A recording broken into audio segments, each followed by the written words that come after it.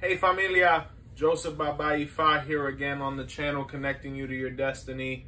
New video today coming at you about the Orisa Aje.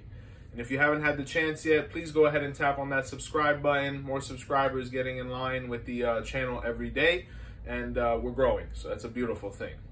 Orisa Aje, also known simply as Aje or Aje Shaluga, right? This deity is probably one of the most important ones you're ever going to receive. In my opinion, it's one of the most essential. Always got to start with the name. And when we look at the name Aje, the word Aje literally means shell. And when you receive this deity, it makes a lot of sense why it would be called this, right? If we look at Yoruba culture, the significance of the cowrie shell cannot be understated. It was ancient currency, and till this day has huge spiritual connotations. But we can't take away from the fact that it is money, right? And this is what characterizes Aje, because she is the deity or goddess of wealth and riches, right? The word Aje, when more loosely, said or translated, kind of turns into Aye. Now, loose correlation, but when we have money, our world, or our Aye, tends to improve. So these things go hand in hand, right?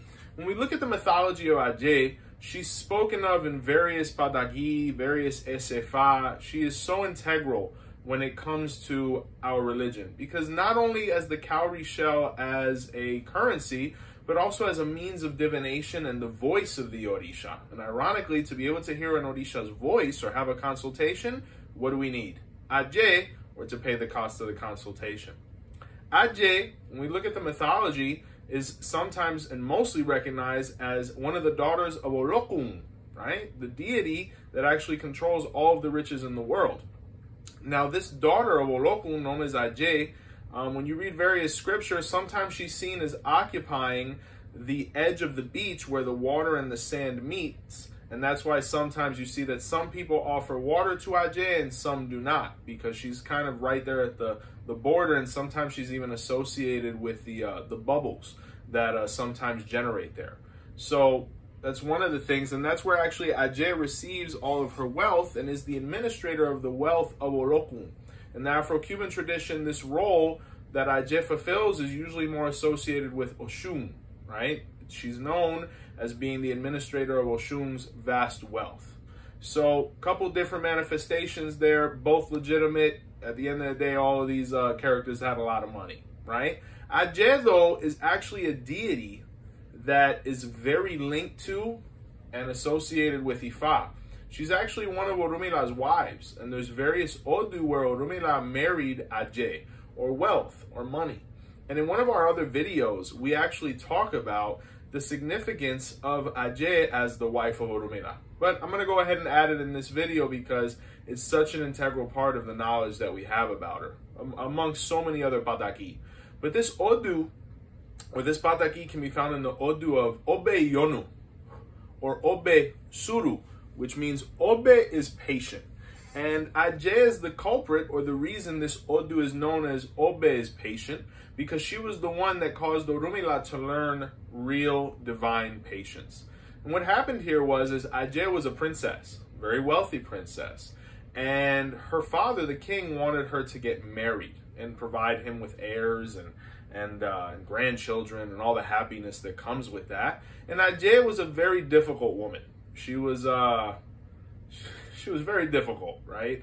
And, every time a man would try to be with her or near her, she would do things on purpose to get rid of him or to try him to see if he would last, and no one had the patience to deal with her.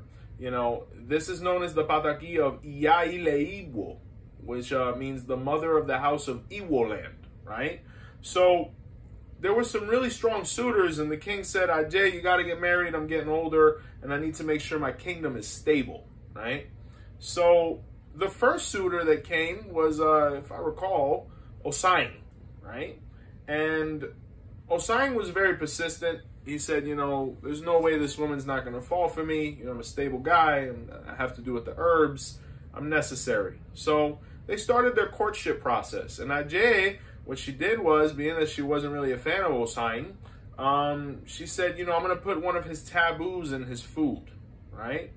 And when Osang actually sat down to eat dinner, he saw the taboo and realized that his wife almost tried to poison him. So, of course, it never really got to the white gown.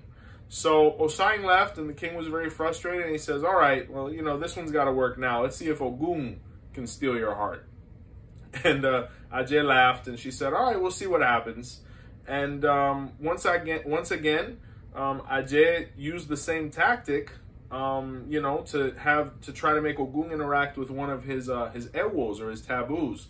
And when Ogun realized this, he was so frustrated and disgusted, he cursed her and left. And Aje really didn't care, right? So the king was beyond frustrated. His daughter wasn't getting married anytime soon, and he prayed, and he was just waiting for somebody to come and fulfill this role of being a wonderful son-in-law and maybe king, right? So Orumila had fame and a reputation, and the king had heard of him, and actually went and called for him to please marry his daughter, if he would be so kind. And Orumila, hearing the call and having heard the rumors of Aje and her character, consulted Ifa beforehand, where the Odu of Obeogunda was revealed, right? And he performed sacrifice, but Ifa said that regardless of any animal that he offered, the biggest sacrifice he was going to provide for this situation was going to be that of Suru, which was patience. Orumila had to have divine, blind, utter patience to be able to get the ire, or the blessing, from this situation. So Orumila listened to Ifa. He was obedient as usual, and traveled to the land of Iwo. And when he arrived, they were introduced. Aje looked at him. She didn't think much of him. But, they started their courtship process. And Aje started to make Orumila's life miserable. She would put his taboos in his food. She would try to interact with him on certain times of the month when they shouldn't. She would do everything. She would insult him. She would say he was humble looking, everything to demean this man. And Orumila had patience, right? And he said, no worries, things will get better, right? So Aje said, I got to get rid of this guy, because this guy is he's a tough one. He's going to take a little more effort to get rid of. So, Aje set a trap for Orula, where she said, I'd really like to meet your mother. And Orumila said, I'll take you to meet her.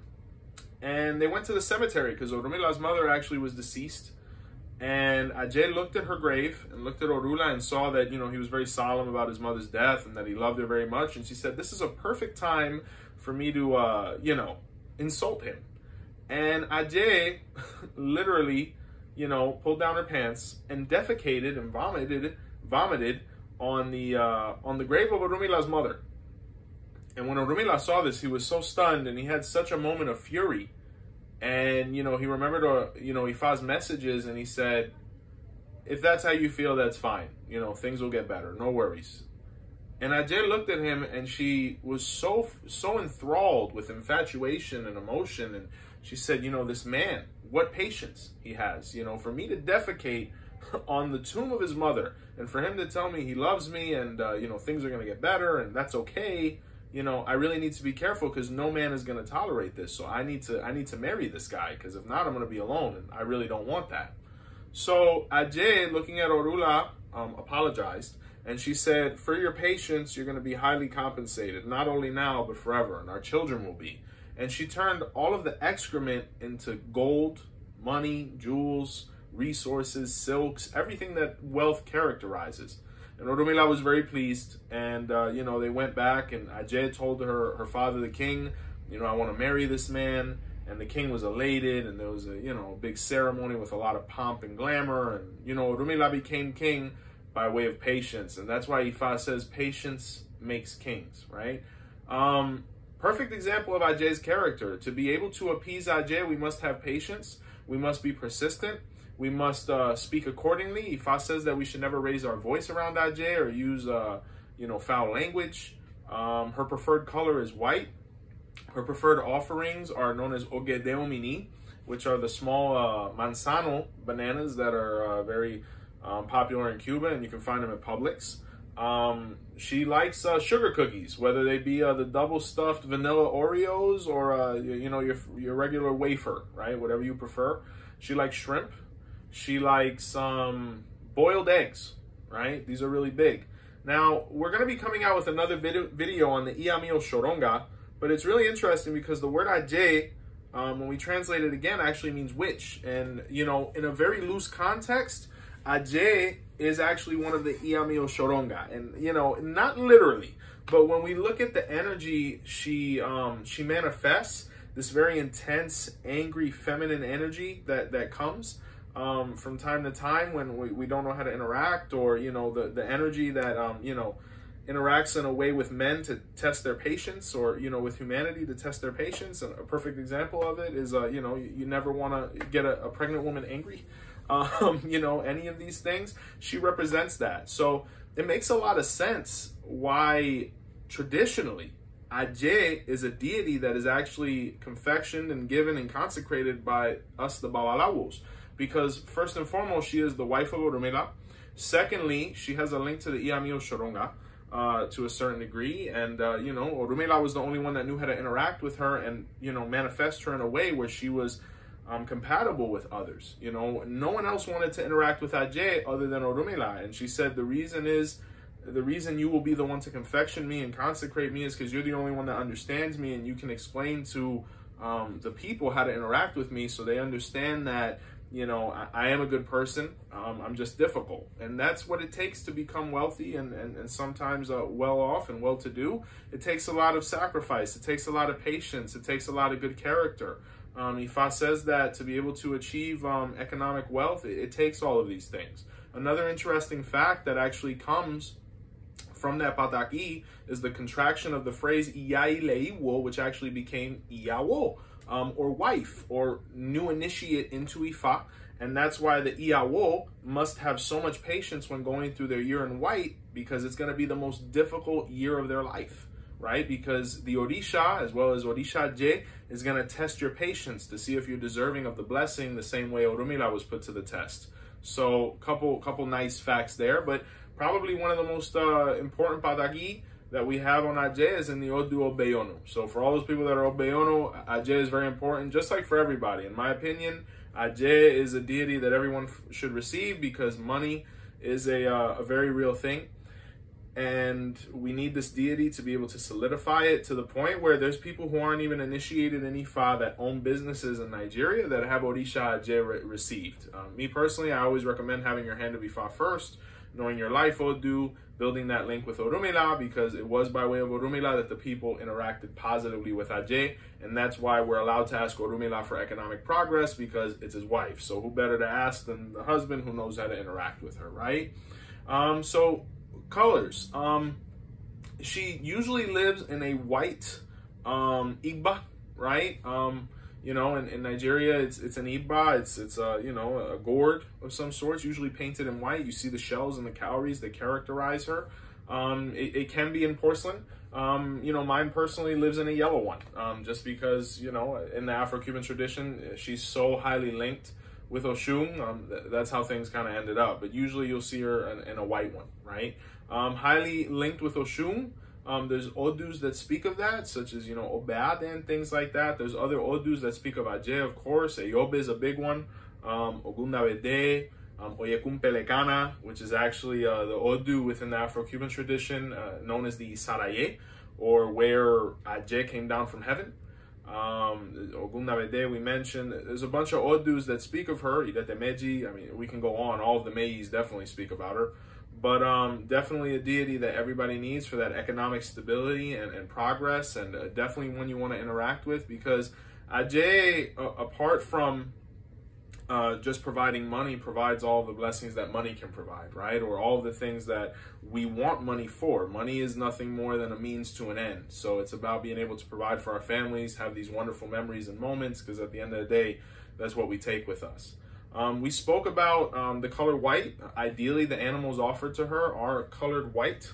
She really appreciates that. And this is also why the Iyawo dresses in white, because this was the cloth that Aje put on when she married Orumila. So when you marry the Orisha, this is the reason why we dress in white for a year, because it was a year of Orumila dealing with Aje's just sourness that, allowed him to achieve the goal. So that's why the Iyawo dresses for a year in white, and why things can become so difficult. And for everybody who's gone through that year, there's always situations that do come up. So patience is the best weapon when addressing that, right? So Aje, we touched on colors, we touched on animals. She's characterized by the cowrie shell, a beautiful deity, one that I really enjoy interacting with. She's just very pure. Interact with her patiently. Someone that, you could even negotiate with, or be like, hey, Aje, if you give me this, I'll give you this. She is business, she is commerce, but always be very careful when making promises to Orishas. And I'm not a fan of it in general, but Aje, I have spoken to some traditional brothers, and they have mentioned that you can negotiate with her, but make sure you fulfill, because she's about her money, right? She'll come and get it. So Aje, definitely important. And guys, that's what we have on Aje. I'm sure this is going to spawn a bunch of questions. We really appreciate the support. Wonderful video, wonderful Orisha to learn about. Everybody should learn about her. Ultimately, everybody should consecrate her, because, everybody's just trying to have that economic stability, and especially in times like this. If you haven't had the opportunity to, please go ahead and tap on that subscribe button. More subscribers every day. Be sure to like, share, and comment. New questions are always welcome, so we can come out with more videos for you.